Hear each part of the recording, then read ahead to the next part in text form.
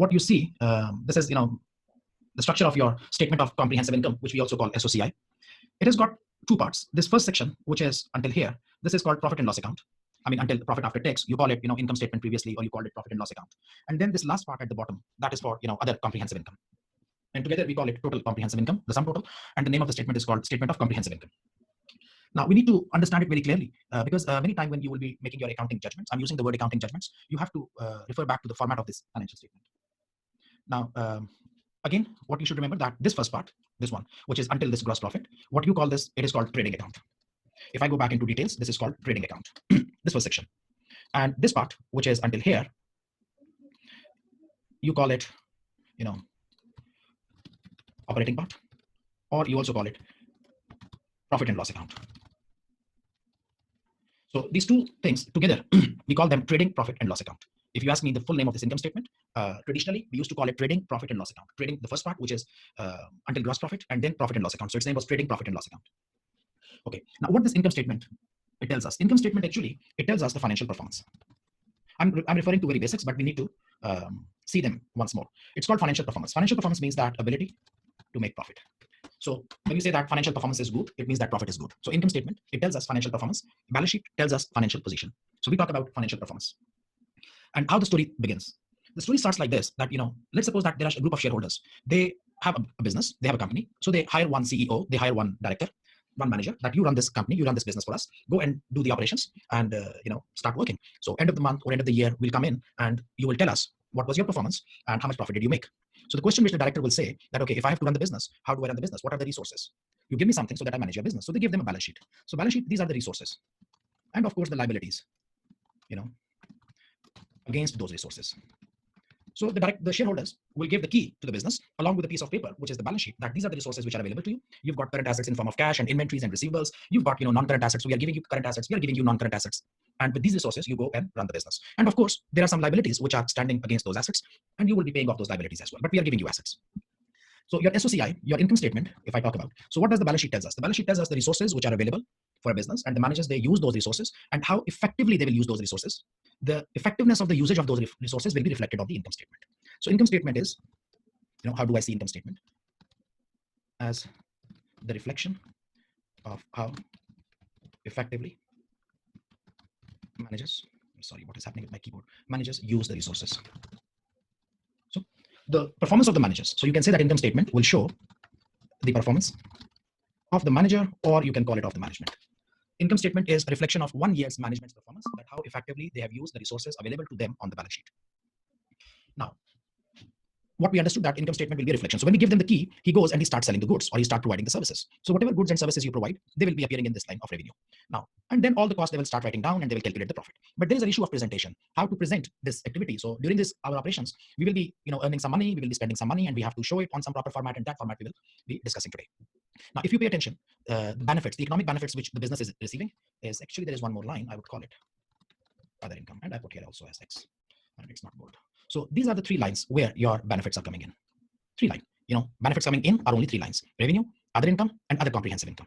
And you must remember that what is the difference between these 3. For example, if I talk about revenue, and then how is it different from other income, and how it is different than other comprehensive income. So you must be differentiating between these 3. So revenue is, comes from your core activities, comes from the core activities. Core activities means that whatever is the nature of your business. Let's suppose that you are a furniture showroom, so you sell furniture, you get some benefit, they become revenue.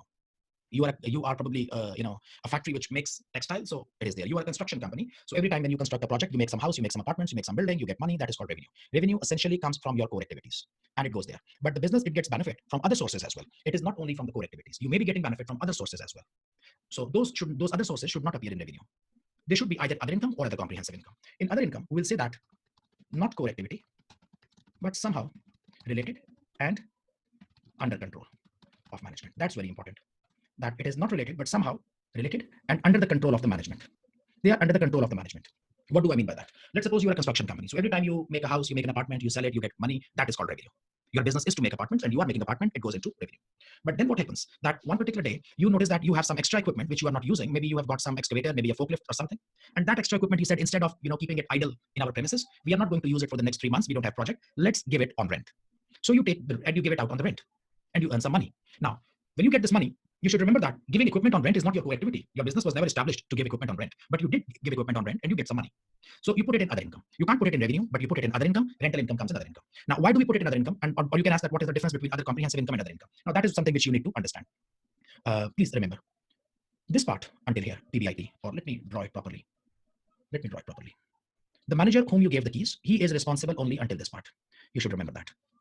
Below that thing, below this point, the manager may not be held responsible. Manager is responsible. Your performance will be measured. So therefore, whenever you do any ratio analysis, you have done any interpretation of financial statement, you always talked about this profit, PBIT. In all the ratio analysis, you use this profit. You never use profit after tax, or you never use total comprehensive income. You don't use them. You only use this much, which is called PBIT, profit before interest and taxes, because this is the area for which the manager is responsible. So manager, if there is any expense as a result of his decision, we write down here. If there is any income as a result of his decision, we write down here, because this part is the part where manager becomes responsible. So these are the areas which are directly with the manager's decision making. And this equipment which I give it on rental, it was me, I'm the manager, it was my decision. And equipment, it brought $5,000 as rental income.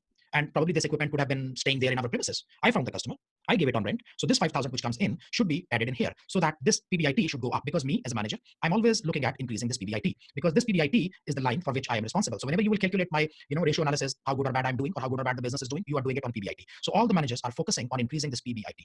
So I would take the credit, this rental income of $5,000, I will add here, so that it is added up here. So this is, and plus there is one more reason. Reason is that this equipment was on our balance sheet and its depreciation was also somewhere here. Depreciation I was also writing down. So because I'm writing down depreciation, which is an expense, I just try to give this equipment on rent to get some earning. Because you know what? If you had not given it on rent, depreciation would have been at its place. Depreciation, you were still charging $10. Whether you give it on rent or you don't give it on rent, you are charging depreciation and your profits were going down. Because equipment was not being used, equipment was not bringing any benefits, but the cost was going into the income statement and profits were going down. So I was worried about this situation. So what I did, I immediately gave it on rent and started earning very little money, maybe $12. So I'm not earning a lot. I'm just earning 12, but I'm just covering my depreciation expense so that my profit does not go into it should not be negatively impacted. So it was my decision to give it on rent and earn that extra money, $12. So I put it here. So other income is not your core activity, but it is somehow related. Related, why do I say? Because it is the same equipment and the depreciation of this equipment is also here. So it is related and it is under the control, and it was under my control. I took the decision. If I had not taken this decision, we would not have made this money. So this is other income. Then comes your last thing, which is called other comprehensive income. Other comprehensive income, now trust you me, there is not any clear definition given by any IAS standard. I mean, you can go and see there are many areas, like I told you in last lesson, that sometimes on some issues IAS or IFRS is silent. They give you some direction and you have to make a judgment. So it is not clearly defined. Like they say that in revenue it should be core activities, but in other comprehensive income, what it is, there is no clear definition. Yes, you can assume something by the behavior. They are not saying, but you can assume something by the behavior. So what you assume usually, there are two point of views. One is that in other comprehensive income, you write down unrealized gains and losses. Unrealized means that any gain or loss which has not been converted to cash or which is for some future period, it is not realized. A very common example of that is revaluation reserve. When you do revaluation of your non-current assets, it is still on the books. It is unrealized gain. So revaluation, for example, if you do, it comes to unrealized part in other comprehensive part. And also another understanding which I also use a lot in my own perception is that it is beyond management's control. Okay, two things. There are two ways of seeing what comes in other comprehensive income. Number one, that it is unrealized losses and gains and losses. And number two, that these are the events which are beyond the control of management, because this part is within the control of management. Like for example, if you've got a house and the house price, it goes up, it was not management's decision. If you had some foreign exchange and you made some exchange gains, it was not management's decision. So exchange gains, exchange losses, revaluation stuff, this all come into other comprehensive income. You can assume any two of them, any one of them. It could be, you can consider it as a segment or a portion where you write down unrealized gains and losses, or you can think like that this is the area where you put down the numbers which are beyond the management's control. Okay, so we discussed revenue, other income, and other comprehensive income. We understand that these are our economic benefits and how we should be putting them, how we should be reflecting them. So that's clear, it's not an issue. Then comes your expenses. And as we have discussed earlier as well, that all your production related expenses will come into cost of sale. Anything which is related to the production process will go to cost of sale. So your process starts from here, it go like this, and here production finishes. The good is ready. Whatever you spent in this area, all of that is cost of sale. It could be production manager salary, production people salary, depreciation of the factory, insurance of the factory, raw materials, transportation inward, raw material warehouse, custom duties, everything should be here. Depreciation of equipment, insurance of equipment, everything should be here. And even when you will do your, revaluation, which we do. So when you do revaluation, now that's very important thing. Now that is how I'm going to relate. When you do your revaluation of non-current asset, so let's suppose you have a factory equipment, you have some machinery, and you revalue it, or probably you have some factory building, you revalue it. It was 1 million, you revalue to 1.5 million. Now when you increase the value of equipment or value of the asset, your depreciation will go up. You should remember, because before you were calculating depreciation on 1 million, now you will calculate depreciation on 1.5 million. So you will have more depreciation, and this additional depreciation will go into cost of sale. So it has got a very fine relationship. So you've got $500,000 of revaluation, okay? $500,000 revaluation you are doing. And the life of the asset is, let's suppose, 5 years. So it means that there is an additional depreciation of 100,000, and that 100,000 will be added into the cost of sales. So anything which is related to production process should go into cost of sale. And that could be material, that could be labor, and that could be any other expenses. Then there is one more thing that within this cost of sale, you are showing all of your production expenses. And production does not necessarily mean that you are manufacturing. Listen, production and manufacturing are two different things. Manufacturing means manufacturing of physical goods. But when you say production, it means production of goods or production of services. So whenever I say production cost, students, they immediately think that we are talking about some metal, some wood, some bricks, or some physical tangible things. No. Businesses, they produce goods, and businesses, they also produce services. So even a service business will have production cost. You are a bank, you have production cost. You are a university, you have production cost, because universities, they produce services. So never think like when I say production, it means goods. It could be production of services. If you talk about a university, so universities, they give salaries to teachers. So teachers' salary, teachers are production workers for a university. So when you give salary to a teacher, it goes to cost of sale. When you give salary to some accounting department of the university, that goes to administrative expenses. Similarly, your university has, cafeteria, corridors, office block, administrative block, and classrooms. In the classrooms, these are called production floors. The classroom is the production area. So that if you are paying rent, you calculate the rent for the square meters used by the classrooms. They go to your, cost of sale. You have a hospital. Hospital also has production cost. Your operation theaters, your wards, your rooms, where you provide service to the patients, must go to cost of sale. Nurses, cost of sale. Doctors, cost of sales. But then you have some cashier in your hospital, accounting department in your hospital, marketing in your hospital, they are administrative expenses. So this thing, you should be clear about the cost of sale. And by the way, cost of sales, nurses, and this will be administrative. No, nurses, they produce services. They provide service. They are producing services. Even if you have some operators for X-ray machine, people who are doing X-ray, that operator is also production worker, because he produces service. He produces one X-ray, and customer is paying for X-ray. So when you charge $20 for an X-ray, that's the selling price of X-ray. There must be a cost of X-ray, and cost of X-ray will include the X-ray film, the worker staff who spent his time, the labor cost, and the depreciation of the equipment, and the electricity used by the X-ray machine. That should be the cost of your doing one X-ray. So cost of sale includes all the costs which are associated with the production of goods or for the production of services. So what if the X-ray machine is revalued? So will you charge the revaluation cost of sales? No, not revalued. If it is revalued, revaluation not will come, but as a result of revaluation, depreciation will increase. And that additional depreciation will come to cost of sales. And so what about revaluation? वो तो asset में जाएगा ना, revaluation, that would be revaluation reserve, that will go to asset, but the depreciation of that asset will go to cost of sale. Okay, fine. And then you put note 1 and note 2. I mean, every business, when you prepare your, like, you have revenue. Now your revenue is, I don't know, $100 million. You provide different type of services. You are a hospital. You have different, you have different departments. You have gynecology, you have cardiology, you have neurology. I don't know. You have ENT. You have physiotherapy. You have 10 different departments. Your total revenue is 100 million. How do we know that how much revenue is coming from which department? That information will be provided in note 1. When you see the financial statements of some company, a good business, a normal business, their financial statements are approximately 100 pages. It is a set of 100 pages in which there is 1 page for income statement, 1 page for balance sheet, 1 page for cash flow, 1 page for changes in equity, and 96 pages are for the notes. So these are the notes. If you do not see the notes, you don't understand. I mean, this is notes. So note 1, note 2, note 3, note 4 on income statement, and then on the balance sheet. I don't understand where this 100 million is coming from. I go to note 1 and the breakup will be given. I don't see the cost of sale of 45 million, where it is coming from. What is included in the cost of sale? You go to note 2 and all the entire breakdown will be given in the note 2. And you come to gross profit. This part purely is called trading account, which means buying and selling of goods or producing and selling of services. So buying of goods and selling of goods, let's keep it very simple, or production of goods and selling of goods. Then these are the areas which is called administrative part. These are non-production things. Now these are also the expenses incurred by, and then you put, the other income we already have discussed, then you come 3 lines. Usually we have 3 lines. You may have 100 different types of, your expenses, but you cannot put all 100 expenses here in your, income statement. You don't have so many lines. You've got 3 lines for that. At the max, if you want, make it 4, but 3 are enough. You can make it 4 lines. So you start grouping, like, your salaries and rents for office, head office salaries, head office rent, which includes accounting and HR, head office vehicles, head office, electricity, and et cetera, et cetera. All the administrative non-production will come into admin. And note 3, you've got here something like 10 million of administrative expenses. So what is in this 10 million? Go and see note 3. And then you have distribution. Now, in some companies, you have distribution, and in some companies, you may not have distribution. For example, if you are seeing the financial statement of Coca-Cola, they will have distribution expense, because they distribute goods. But if you are making the income statement for a bank or for an insurance company, they may not have distribution expenses because they don't distribute the goods. But then they may have some other category. So this is not compulsory that distribution should be there. Admin is always there, but you may see distribution or you may not see, or you see something else. And then whatever you cannot classify in these 2, you put it here. But one thing you should understand. Now I'm coming back to the main, my actual point, which I want to, emphasize on. That this section, this is purely happening as a result of the management decision. This is because management, he generated his efforts. He thought about the strategy, how to sell the goods or services, and he sold goods or services. And these are the costs which he incurred. He decided how much material to purchase, where to purchase. He hired the people. He is doing admin expenses. He is doing distribution expenses. So all these income and expenses, you see it as those income and expenses, which are coming in or which are incurring, which are happening as a result of management's decision. So if I'm a manager, I'm very much careful about this line. This is my concern, because end of the year, my bonuses, my promotion, my performance will be assessed on this number.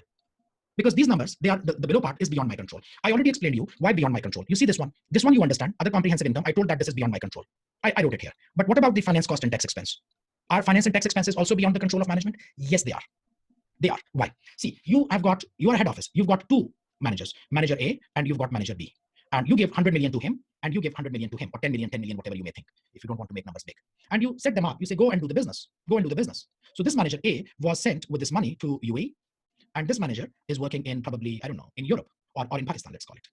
Now what will happen? End of the year, this manager A will come up with a 17% profit, and this manager B will come up with a 12% profit. And then I start comparing. I tell this manager, listen, B, you are not doing good. You are into the furniture business. A is also into the furniture business. From the same furniture business, A is making 17%. You are making 12%. You are not doing good.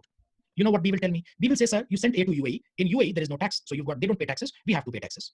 Because you sent me to Pakistan. In Pakistan, we have to pay taxes, which he was not giving. So this tax expense here, this tax expense, I have to give. And I just scrolled it up. Actually, it was like this. I just scrolled it here. And similarly, so tax expense I'm paying, which he was not paying. And then you finance cost. In UAE, you can find loan for 6%. In Pakistan, they give me loan for 11%. So I am getting loan at a very high interest rate, and I am paying taxes at 20% of corporate tax. Whereas in UAE, he's getting cheap loans and he is getting no tax. Therefore, you cannot compare my 12% with 17%. I say, okay, I understand your point. You are justified. I should not be comparing this number. Okay, let's compare this number, because this is the number which is before the tax and before the interest. And this is called operating profit. Operating profit means profit from the operations, exactly. The net result of operations, because these are not operations. So I say, okay, he sell furniture, you sell furniture. You both of you sell furniture. So let's see, how much do you get by selling furniture and how much do you spend for getting this money? So manager's performance is always based on this number, because taxes and interest rates, they are different in different countries, and sometimes managers cannot do anything about that. And you remember the rule of performance management, that you should not hold responsible someone for something which is beyond their control. If a manager cannot control something, he should not be made responsible. You are only responsible for the things which are within your control. And what is within my control is only the first part. Okay, what is in my control is only the first part. So I am only responsible for profit before interest and taxes. So this is something you should remember. Again, one more thing comes to your knowledge, that managers, I said that I gave the key to the manager, go and run my business and I will check your result. So which result we will check? These results we will check. Then comes finance cost, and then comes tax expenses. So this is the area which is beyond the control of the manager. This is the area which is within the control of the manager. What it has got to do with, it is related with revaluation, it is related with impairment, it is related with financial instruments, it is related with provisions. All these standards, when I will be teaching you, we will be always talking about if there is some expense, where should we write it? If there is some gain, where should we write it? Because it is possible that you make a gain. Where do you write that gain? Do you write that gain in other income? Should it come into revenue? Should it come into other income? Should it come to other comprehensive income? For example, you make a gain, you make a loss on, I've not taught you impairment, but we will discuss impairment and other things. So we make any gain or loss, where should we show it? So if you do not understand the structure of financial statement, then you will always have to remember, oh, it goes to OCI. It must go to OCI. No, maybe in P&L. No, maybe in OCI. Because you never understood the logic. You just try to remember. But once you understood the logic, and you keep it on two criteria, if it is realized or unrealized, or if it is beyond or within the control of management. Within the control of manager, put it here. Beyond control of manager, put it here. So every time you have to take decision. Like in previous lesson, I was telling you that there are many things which are written in the standards, and there are many things which are not written in the standards. Managers, they must make judgment. So judgment is done in financial reporting. Okay, so let me now clear all of that. So we understood our statement of comprehensive income structure. The first part, we call it profit and loss account. So if I ask you the word, if I say the word profit and loss account, I am referring to this part. This is called profit and loss account. And together, all of that will be called statement of comprehensive income. And so anyways, you get your profit after tax, then you say other comprehensive income. And you should also remember that other comprehensive income always comes as a net amount.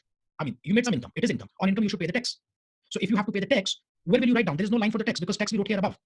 After this, there is no tax line. So what should I do? So it should be net amount. Net amount. Either you show it net amount or you show it like this. For example, let me write down the two possible options. How do you show this part? Okay. I'll put it here like this. Formatting, a little bit crazy for the formatting. I'm sorry, but I can't help myself. Okay. So let's suppose in other comprehensive income, what do you have? And I will put one more line. So you made a revaluation gain. Let's suppose that you made a revaluation gain. We said that revaluation gain, it comes in other comprehensive income. So we had a revaluation gain. How much revaluation gain we had? We had a revaluation gain of, let's suppose, 100,000. So that's other comprehensive income. I'm putting it down. But then you have deferred tax on that. If you remember, whenever you make a gain, there's a tax liability which is coming up. And because it is on revaluation, you don't have to pay the tax immediately, because you have not got the cash. You have not received this income. So you don't pay the tax now. You will pay this tax in future. You call it deferred tax. We will talk about it in IS 12. When I will teach, I will explain. But right now, just this thing, remember that you made a gain, which means it is an income. And on income, you must pay the tax. But this tax you should not pay now, because you are not getting this money now.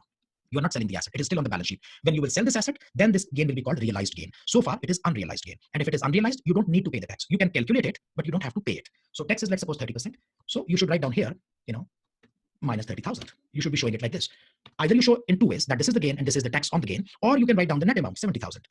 You can show the calculation. Where did you come to this 70,000? You can show it that I calculated it, note 7, I will make it, for example. I don't know, any note, I will call it note 7. And in note 7, I will show 100,000 was revaluation gain, this much was tax, net is 70,000.